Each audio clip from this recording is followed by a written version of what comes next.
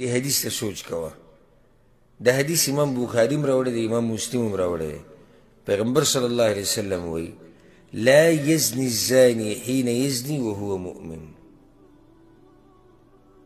زناکار چې زنا کوي نو دغه ټیم کې مؤمن نه وي. ولا يشرب الخمر حين يشرب وهو مؤمن. شراب چې اسکي دغه ټیم کې د مؤمن نه دی. ولا يسرق حين يسرق وهو مؤمن. غلا چې کوي دغه ټیم کې مؤمن نه دی. ولا ينتهب نهبة يرفع الناس إليه فيها أبصارهم حين ينتهبها وهو مؤمن. که غلا کوي که ډاکه کوي څه شی د چا نه اخلي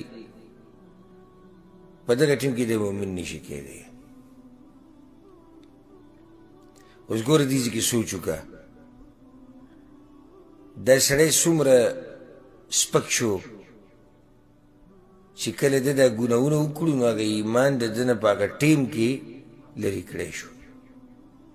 ځکه یو حدیث کې راځي امام ابو داود راوړی دی چې خرج منه الایمان، د دې سړي نه ایمان وځي. کان علیه کالظله، دا ایمان په ده باندې د چترۍ په شان لپاسې یا د وریځې په شان لپاسې. فاذا انقطع رجع الیه الایمان، نو چې کله دې د ګناه پرېږدي ایمان ورته واپس راشي. اوس دا نعمت دی، د ایمان نعمت دی او دې کې څه شک نشي چې دا د ټولو نه لوی نعمت دی. ایمان نعمت دی او د ټولو نعمتونو نه لوی نعمت دی. هغه نعمت وګوره د ګناهونو د لاسه اوچت کړی شو.